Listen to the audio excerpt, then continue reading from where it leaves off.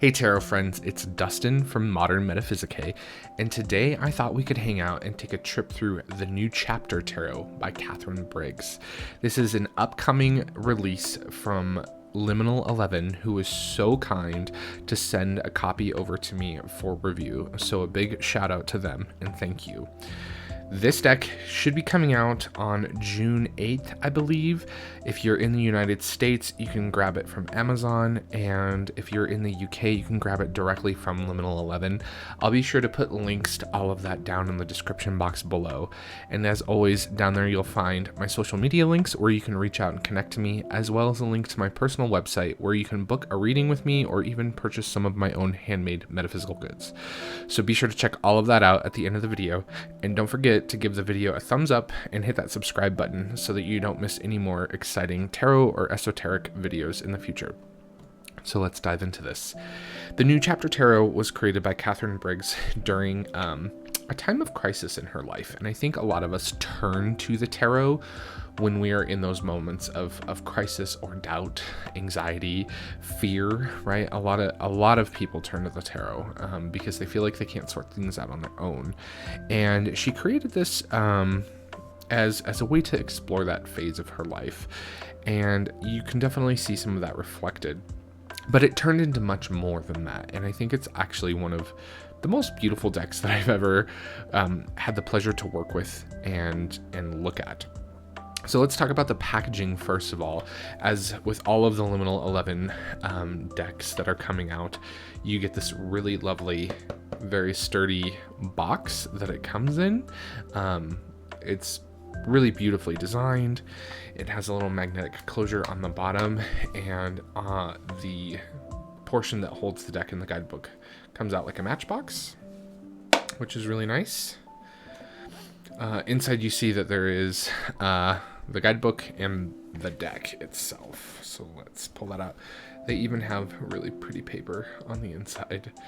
So the attention to detail that Liminal 11 puts into their work is just phenomenal. Now, the deck and the guidebook are really lovely. Just like the Luna Soul Tarot, you get this really cute little hardbound, well put together guidebook. This has a foreword by Rachel Pollack, who wrote 78 Degrees of Wisdom. It's really well written, and it really spoke to me about sort of the evolution of tarot and its involvement with the esoteric and how that evolved out of a playing card game, and then how the tarot has evolved into modern days and how this is like the new chapter for tarot, like as a whole. So I thought it was really well written, and if you get the deck, I highly recommend reading it. But the guidebook itself is very well constructed. The content that is within it is really well written and well thought out. I really enjoyed the guidebook. I think that it does a good job of giving you sort of a fundamental dip into these cards. As you can see, it's on this really nice paper. It is actually sewn, which is really nice. I don't know if you guys can see that, but it is sewn, and yeah, it's just very well constructed. I love these little things. They're super cute. The cards themselves are a standard tarot size. The backs are a lovely design. The sides are not gilt, and it's a really nice, sturdy cardstock. You can see this one has a little bit of a, I don't know, eggshell finish. So it's not super glossy, but it's got that nice finish to it that makes those, the blacks and the dark colors really rich, which I appreciate. The artwork is beautiful and stunning. And the thing that I want to touch on before we dive into the walkthrough is that this deck is a sort of amalgam of the Rider-Waite-Smith deck as well as the Thoth system. And what Kathryn Briggs has done is sort of hybridized both of these systems in her creation of this deck. And I think she's done a phenomenal job at doing so. So let's do a little bit of a walkthrough of all the cards, and then as always we'll come back and we'll talk about what I love and what my criticisms are, and how the deck has been working for me. So this is the New Chapter Tarot by Kathryn Briggs.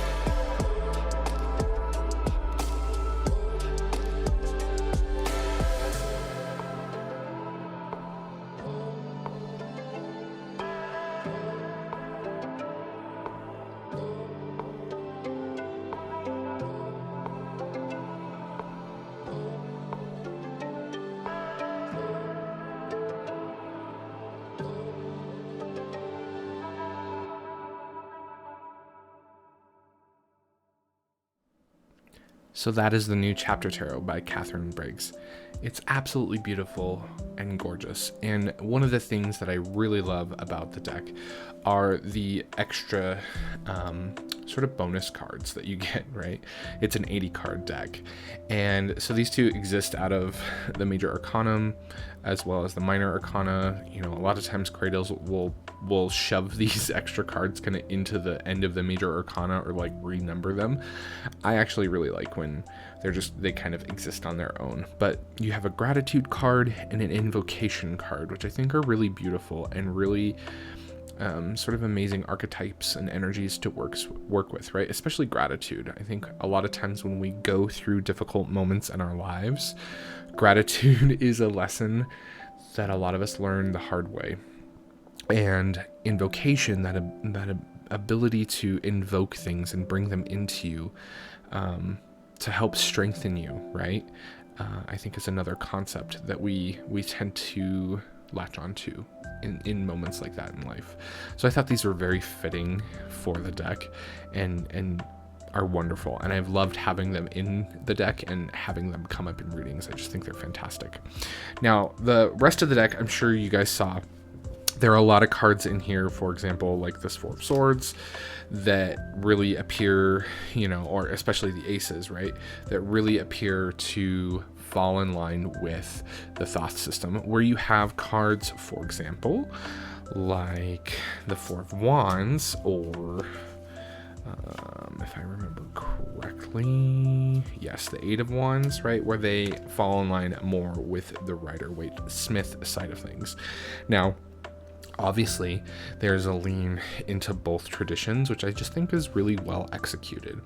And I think if you're a reader who is trying to branch out from just the sort of traditional beat into the ground RWS system at this point in time, I think that this is a really good deck to bridge the gap between, your simple, everyday RWS deck and decks with deeper, more esoteric and spiritual meaning. I think she does a really good job of, again, blending the two systems and giving you enough of both that if you're new or interested in the Thoth, that this could help you explore that side. Whereas if you are just strictly an RWS reader, you should still be able to enjoy this deck, which I think is really well done. It's very diverse. You'll see people of all genders and body types and racial and ethnic backgrounds. There's also this really lovely thing that she did with the courts where she kind of did away with gender in a really cool way where, you have two feminine and two masculine cards in the courts, right? So you have princess and queen, and then you have knight and king in terms of that breakdown. But as you can see, some of the knights are women and some of the princesses, let me see if I can find one really quickly. I believe I think it's Cups. The Princess of Cups is a man with a beard, right? And I just thought that was so well done, and it wasn't in your face, and it's modern, and it's very eloquently done, and it feels right, and it just makes sense for this new chapter of tarot that we're in, where inclusivity and diversity are being celebrated, right? They're not just being kind of shoehorned in because it's an expectation, but it's really being celebrated, and it's really painting a landscape of humanity that reflects reality. And I thought that was just so well done. So I really have been enjoying this deck. The Eight of Cups is a card that I've talked about quite often, and is one of those cards that I go to when I get a new deck and look at, because I've had a lot of Eight of Cup moments in my life, and it's gorgeous and it's beautiful, right? This ship sailing away from all of these cups into the sunset. You get the ideas that are expressed both in the Thoth card and in the RWS depiction so well with this card, right?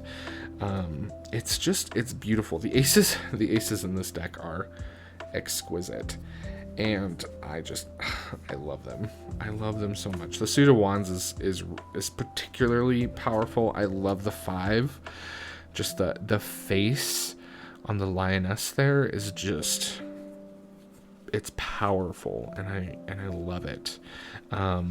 The major arcana are exceptionally well done, right?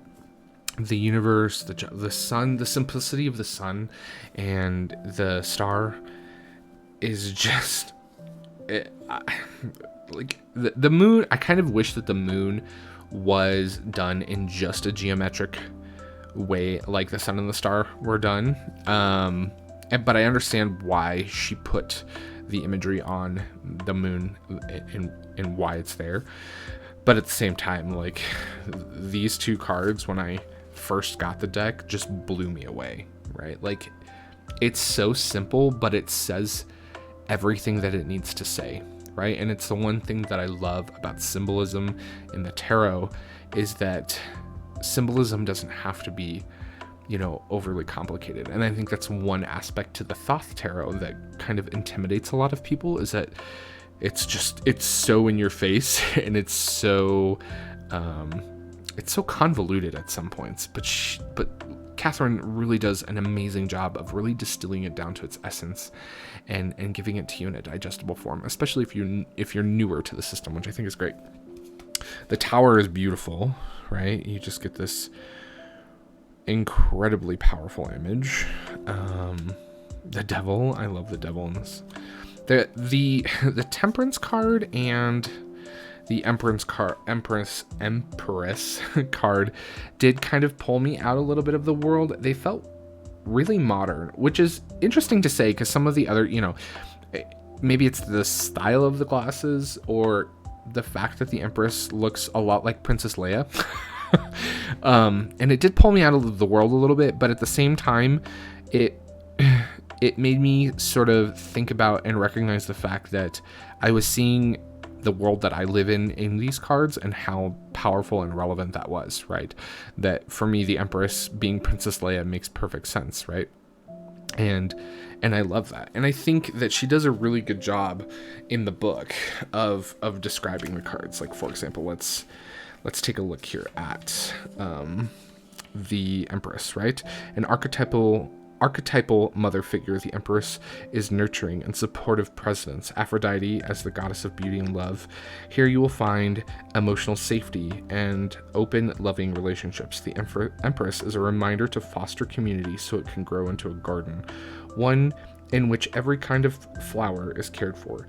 The softness, openness to vulnerability, acceptance of yourself and others, trust and peace will come. And then there's also a reverse meaning that you guys can check out later. But she, like, it's almost poetic the way the book complements the cards and the artwork that's being presented, and I really appreciated that. So yeah, the deck is it's just so.